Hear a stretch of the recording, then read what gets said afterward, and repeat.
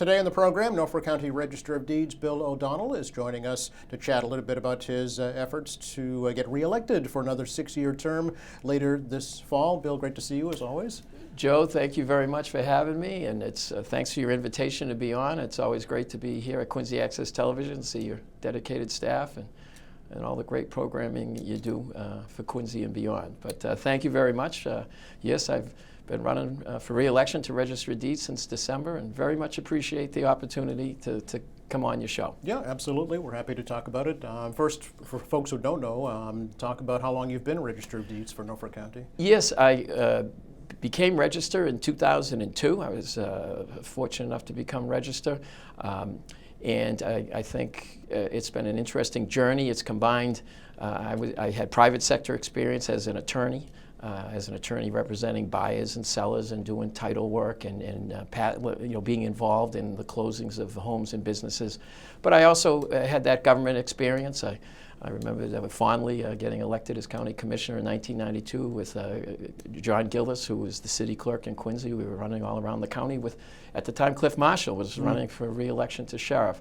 So it combined politics. I grew up in Norwood. I attended Balch Public Schools, St. Catherine's School. I went to Xaverian Brothers High School in Westwood, and I went to Georgetown University. And down in Washington, I had 3 years working, and the privilege of working for Congressman Joe Moakley, where you learn, to do the work of the constituents, help the residents out, help the constituents. So to me, when I became Register of Deeds in 2002, there were things that needed to be done, but I've always tried to combine that private sector experience with some of the commitments to public service because, when I first got out of law school, I was involved in Norwood. I got elected to positions in Norwood.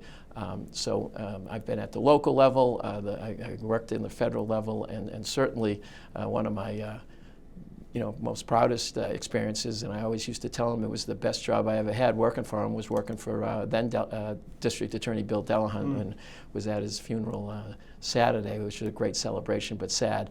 I try to combine the knowledge of law with politics, with administrative skills, being involved with budgets with John Gillis as a county commissioner, and I think it's all helped put the Registry of Deeds in a good place.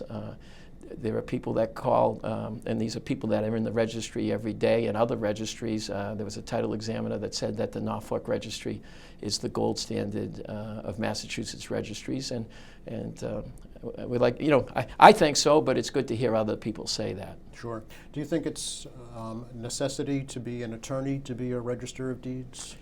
Well, you should have you can have life experiences and administrative skills, but I'll tell you what, being an attorney has helped me tremendously, and I think it's an asset. And when you think about it, the Registry of Deeds is an arm of government that really deals with the biggest asset we have, which is our home and the title to our home. It's not just, taking records. These are legal documents, and I think it's every day I use my legal experiences and my legal education because there are state laws that apply to how a document is recorded. There are state laws that control what goes into a document, the contents and the format. And there's state laws as to what type of documents can be accepted for recording and what can't.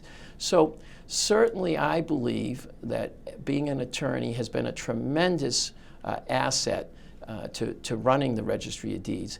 And as I mentioned, I was in the private sector. So when you're in the private sector, I worked for a bigger firm, and then I worked with a partner in a smaller firm. But it was still the same. You had bills to pay, you had employees that needed to get checks every week, you had vendors that needed to be paid. So I've tried to run and bring that private sector experience to running the Registry of Deeds. I've tried to run the registry like a business. But to your answer, when you think about it, when someone goes to buy a house, when the people of Quincy or anywhere else in the county, there's 28 communities in Norfolk County, go to buy their house, they're buying a house, and who's doing the closing for them? An attorney. An attorney is in there collecting the papers and having the buyers sign documents. The seller is bringing a deed, and maybe there's outstanding mortgages or outstanding title issues that the documents have to be brought to the closing. So when you buy a house there's an attorney involved that's really involved in the whole sale, I think it makes sense to have an attorney involved when those documents come to the Registry of Deeds, because it's not just the biggest financial asset. You know, our homes, I've grown up in Norwood, my 3 children grew up in Norwood. A home is a memory. You know, a home is more than just the legal title, but you know what? It starts with the legal title, you know, and so I really, I recognize you may not have to be an attorney, but I think the Registry of Deeds, especially here in Norfolk County, has been well served having someone who has legal experience and an attorney, but also someone who has administrative skills, who can, you know, put budgets together, who can see what needs to be done and then get it done. So I really think that's very important. It will be up to the voters, but I think Norfolk County has been well served having someone who can be an administrator, but also have a law degree. And I think back, I was lucky enough to you know, follow some great registers of deeds. I worked with 2 of them immediately. Barry Hannon, who was a state rep here, part of Quincy, and became Register of Deeds in 1970 through 2001. Unfortunately, Senator Paul Harold, his time was cut short. He was 2 years a register. But I remembered speaking with Paul because I was county commissioner with John Gillis, and Paul Harold had a vision of a modern registry, and I've tried to implement that vision, but he came to us seeking money, and he would talk about a vision. And when I looked at what his vision was, or what Barry Hannon did over the years, I think them being attorneys was so helpful. And here in Norfolk County, if you really want to look at it, there's been an attorney representing the Registry of Deeds continuously back to 1917. So there was Mr. Shine before him and Mr. Chambers, Walter Chambers before that. As you're aware, you have at least one opponent who has appeared on this program recently, and City Councilor Noel DeBona, former employee of your registry, and has made several comments or accusations, allegations, if you will, about the way the registry has been managed and in terms of the way the finances are managed. I know you're aware of his comments. Did you want to respond to those? Well, sure. I mean, and again, yes, I was somewhat taken back watching your show that, you know, I think he said for over a year he's been thinking of running for Registry of Deeds, and in that year that he's worked at the Registry of Deeds, he's never talked to me about any ideas or suggestions or anything like that. But, you know, the focus of my election is going to be on what's been done. You know, we've had innovative results, an innovative record of results. I'm going to run on the modernization initiatives that have been implemented at the Registry of Deeds. For instance, and this goes back to, you know, the talk with Paul Harold. You know, people forget, that wasn't that long ago. They didn't have email at the Registry of Deeds. They didn't have a website at the Registry of Deeds. I'm very proud, and when I say I'm very proud, I got to couch that with this, and I say it all the time, and I think I learned it from Cliff Marshall, Sheriff Marshall. He used to have a saying, and it's a saying that's well known, there's no I in team. And I've tried to live by that. There's no I in team. We have a great team at the Registry of Deeds. You know, there's management, yes, there's a union. But you know, my dad climbed poles for the Boston Edison, Local 369 for 38 years. My father-in-law was in the same union 41 years. I have family members that are in police unions, fire. The next generation is in unions. So working with unions didn't bother me. We try to work as a team, and I've worked with, you know, because there were changes at the registry. But I found whether you were union or management, they embraced the changes that we talked about. So I always say that I believe the Massachusetts registry, if you were going to rate them, Norfolk County is one of the best, if not the best, Registry of Deeds in Massachusetts, and that's because of the employees that come every day to just do what needs to be done daily, but they also embraced some of the real kind of visionary changes that needed to be made. For instance, we wanted to bring the registry's records into people's homes and businesses. That didn't happen overnight, and a big thank you to the employees. But now if you go on our website, which is www.norfolkdeeds.org, and remember, when Paul Harold started, there was no website. And that website has information for first-time home buyers. That has information if you want, again, if you talk about maybe it's good to have a lawyer running the registry of deeds. When we started a community outreach program, a lot of people didn't know anything about homesteads. A homestead, it's by law. You can record a homestead at your, at the registry, which protects your home, your principal residence. So when we go out there and talk, and when I talk as a registrar, I think it helps to be an attorney. But the internet, it's not just a resource for information. You can sign up for the Consumer Notification Service, but you can go online and every record back to 1793 is available. That didn't happen overnight. That took administrative skills, that took working with people. But you can go back to 1793, which is when Norfolk County was founded. And some registries don't go back to year one. We do. So we tried to bring the registry's records into people's homes and businesses, and you can do that. You certainly can come by the registry. We're at 649 High Street, and we have all the records there. But you can use the internet to look that information up. And I have to thank the employees.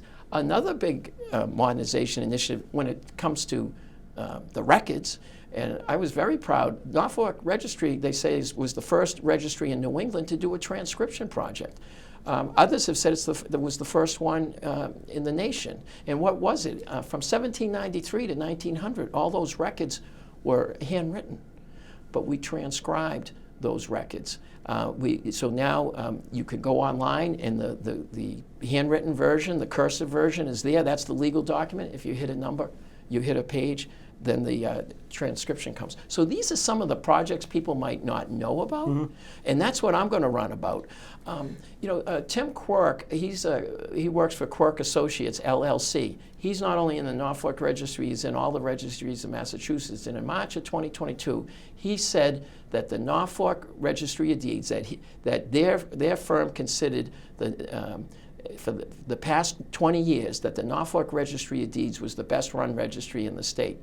And I think what it's great to hear that from a registry user, but I really hope that the voters out there come to the same conclusion that the registry users say quite a lot, is that that the Norfolk Registry is the best run.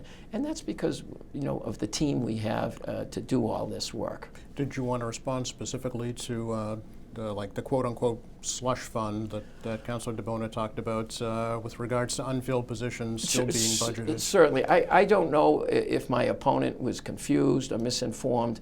Again, there's more.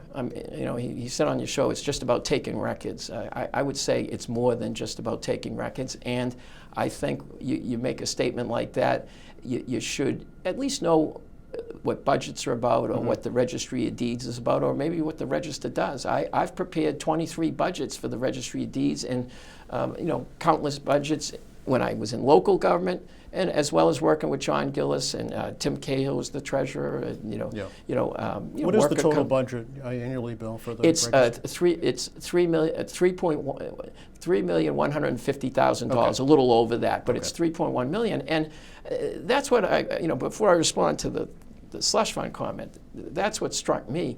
If you're going to say you're going to do a better job, on the show he said it was a $300,000 budget, then he increased it to, he said, it went up to $500,000. I mean, if you're going to run for Registry of Deeds, you should at least know what the Registry of Deeds budget is. And, experiences do matter. I mean, I've had experience in the 20 years running a Registry of Deeds. I've had experiences running budgets.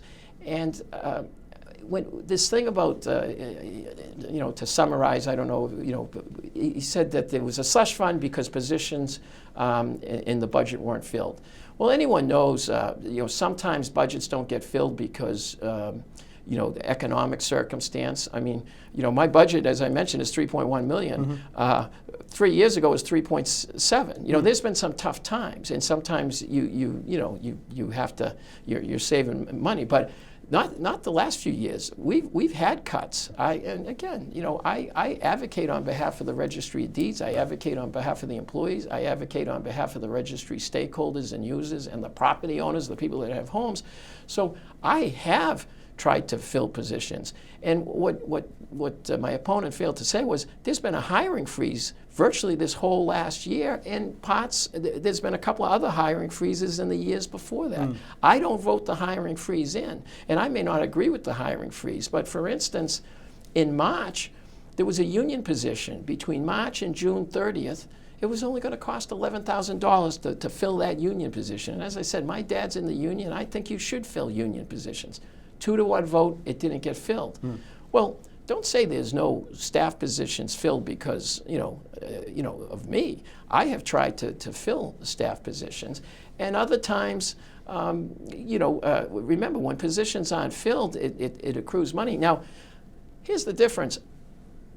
My opponent is a city councilor. Maybe he votes on budgets, but maybe he doesn't understand budgets because, the mayor administers that budget. The mayor gets things done. The Mayor Koch has done a nice job here in Quincy and the mayors before getting things done. In the towns, there's 28 communities. The town managers administer. So you could vote a budget, but the person that has to administer it is either the mayor or the town manager. And in my town, when I was involved in budgets, for instance, the town DPW, if the money didn't get spent, it didn't go to a slush fund. The money that didn't get spent out of the DPW budget in the town of Norwood goes back to the general fund. Now, I don't know how it works in Quincy, but at least in Norwood, that's Municipal Finance 101. And if my opponent makes a statement like that, I'm trying to understand where it's coming from, and that's why I say he's got to be misinformed. But if you make a statement like that, any money's not spent out of a budget go back to the general fund. And it's not the registry's general fund, it's the county's general fund. Here in Quincy, I'll speak to Norwood, it goes back to the town general fund. And in other communities, that's how it goes. So, but certainly, I've always tried to fill positions and promotions. My dad was in a union. Promotions are important for morale, and promotions always get filled. And and sometimes there's disagreements, but maybe it was my training as an attorney. We could go to court and battle, but then go out and it's done. You go there. But I don't consider it a battle. I mean, my opponent was saying, watch the commissioners meeting. Watch the March 27th meeting of the commissioners. It was just a discussion on budgets. I don't always agree, but we've known people. We've known the people. You don't always agree, but I think that day, in fact, one of the commissioners said, "Hey, the register's coming in, advocating for his people, advocating to make sure positions aren't cut, and some of them were. Some of the promotions were cut." That's just government. But to the slush fund, I just think he's misinformed when he makes a statement like that. What's the current status of the information technology position, Bill? The information, and again, that people would know that discussion. There was a vote, a 2-to-1 vote at the country, and we lost. I recognize that. Yeah. Now, people have to understand my position, and again, I think my opponent is somewhat misinformed, and of course, all this time he's been, he wasn't working during COVID when our employees got recognized by D'Angelo's and Papagino's as a hometown hero award during COVID-19. That was the registry, and the registry employees got recognized. My opponent started working after that, and actually, when you think about it, that's a credit to the employees. Again, back to that team approach, but there was no handbook on how to, operate the registry during the pandemic. And I believe all those modernization initiatives, getting information online, we instituted electronic recording, and that means an attorney here in Quincy doesn't have to come to the Registry of Deeds anymore. Now, it didn't just happen. There was state and federal regulations, there was state and federal laws, the bar associations had to get on board. So again, there's other things the Register does that maybe my opponent isn't aware of, and it allowed for electronic recording at the Norfolk Registry of Deeds. We started in 2010, and then in 2017, the Land Court, and again, there's two types of land. There's the land court and the recorded side of land. We couldn't do electronic recording in the land court, and myself and Register Buckley, John Buckley from Plymouth, Register Jack Mead down in Cape Cod, we got legislation through, and they made a pilot program. And Norfolk County was the first registry in Massachusetts to record electronically a land court document. Because we had to get legislation through that allowed it to happen. Now, I didn't do it because I knew a pandemic was coming. It was a challenge, and the documents should be allowed on both sides. If it was good enough to be recorded on the recorded land side, the land court should have done it. Why do I mention that? All that innovation, all those programs that were put in place when COVID started in March of 2020. We were open and operational every workday. Now, again, with restrictions, people could drop the documents off in the mailbox. In my tenure, I started a disaster recovery office, disaster recovery planning, and again, trying to take private sector thinking and apply it to government. So that, and what's disaster recovery or business continuity planning? Well, just having that extra office, we used that. We kept people separate because, now people look back but back then no one knew what was happening. Right. We had people working separately in the disaster recovery office. We have a disaster recovery office just in case something happens at the registry. We can have another place to do business. We've done a lot of modernization initiatives like that I think are important, and it's all come together. And there's a lot more than just taking a record.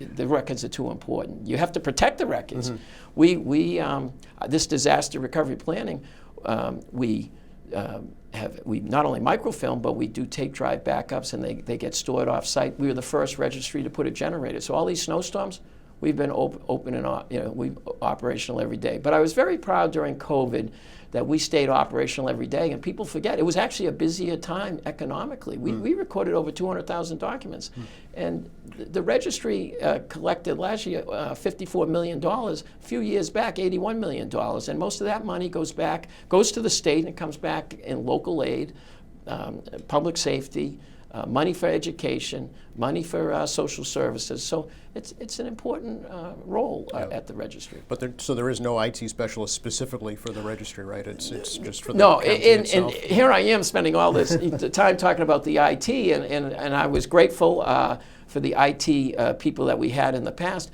Barry Hannon had an IT department. Paul Harold had an IT department. When I was county commissioner with John Gillis, we would never think to have. We just let the registers run the registry. Treasurer Cahill, Treasurer Bellotti, they run the treasury. Sheriff Bellotti, when he was sheriff, they run the sheriff's department. You let the departments run.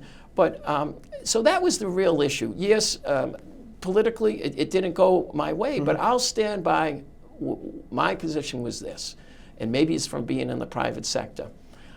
I believed that the registry did all these modernization initiatives because we had an on-site direct report to the Register IT department. Okay. What does that mean? It's like anything, and people are out there, they either have bosses or are bosses. When the boss asks you for something and it's a direct report, you have to get it done. There's accountability. That's what government needs, accountability. And having an on-site direct report IT. And once again, my opponent threw a statement out there, and either he doesn't understand the nuances or he's confused, or at times he just doesn't understand what the registry operations are about. But, it's challenging now because now the county, it's a county IT department under the county director, Cronin.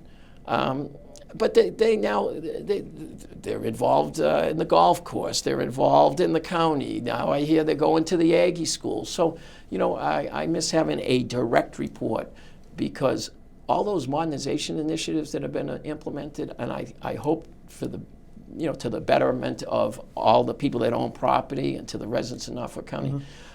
That's done with IT, and with cybersecurity risks. This is the time where